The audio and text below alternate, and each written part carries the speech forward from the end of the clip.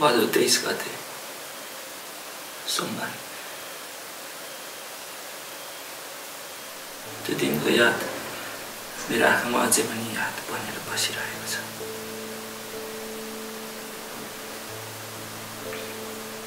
याद नहोस् पनि कसरी,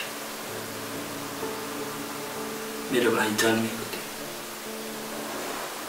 त्यसले आफ्नो जन्मदिन आउनुभन्दा 2 महिना अगाडिदेखि नै दाइ त्यो ल्यापटप किन्दैन भन्थ्यो।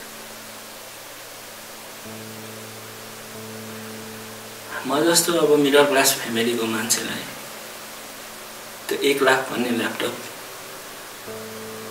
जुटाउन गाह्रै पर्थ्यो। तर सोचे फेरि भएको एउटा भाइ त छ, आमा बुवाले पनि साथ छोडी नै हाल्नु। भाइ जन्मिँदा आमाले भन्नुभएको थियो, ठुले भाइलाई चाहिँ कहिले पनि नरुवाउनु है भनेर। आमाको त्यति शब्द मात्रै मैले सुन्न पाएको थिएँ। आमाको सास त्यहीँ गयो। बुवा पनि केही वर्ष बित्नु। त्यही भाइको सपना पुरा गर्नका लागि साथीभाइसँग 20,000 10,000 गर्दै 1 लाखको ल्यापटप किने। त्यही दिनको लागि, त्यसको जन्मदिनको लागि। त्यसलाई सरप्राइज दिन मन थियो। तर फेरि बिहानै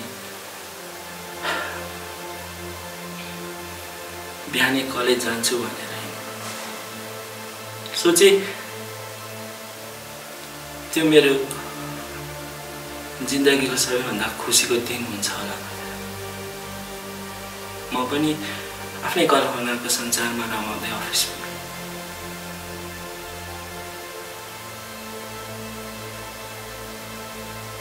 अफिस पुग्न साथ म्यानेजर एकदमै कराएको आवाज मैले सुने। बानेश्वरमा प्रहरीले गोली हान्यो। त्यहाँका स्टाफहरू एकदमै डराएका थिए।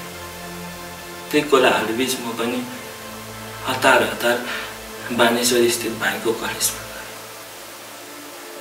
बीचमा बाइक चलाउँदै फोन नहानेको पनि होइन, हानेको थिएँ।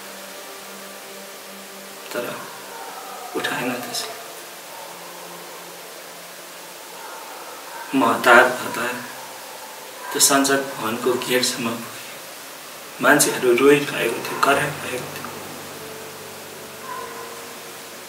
म पनि मेरो भाइलाई खोजिरहेको थिएँ।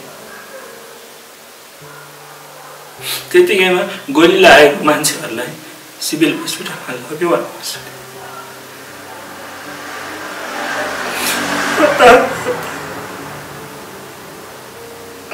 भाइ खोज्दा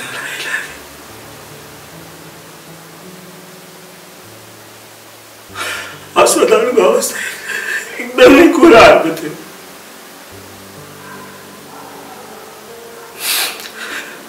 भाइलाई खोज्नको लागि मेरो आँखाहरू हेरिने, तर भाइ भेटिन भने एउटा डौरीले भन्यो,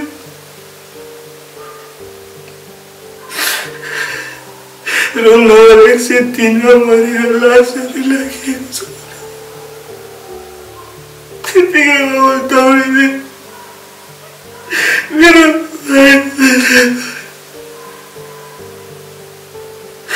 अस्पतालमा एउटा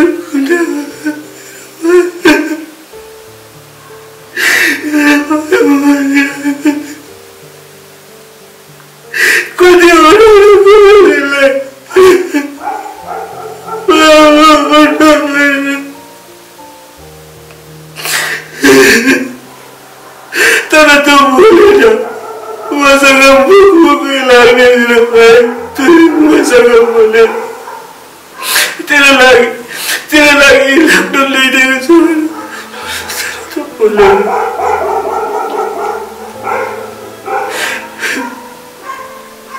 आमा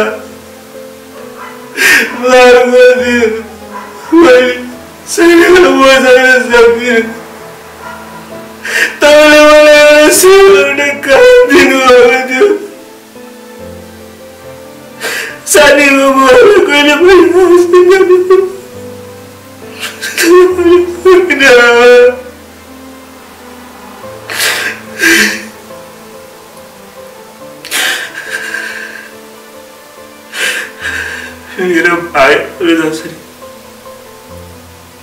धेरैजनाको भाइ या आमालाई जिउँदो लास बनाएको छ। यो देशले मेरो जस्तो भाइहरूको शरीरको रगतसँग होली खेलेको छ।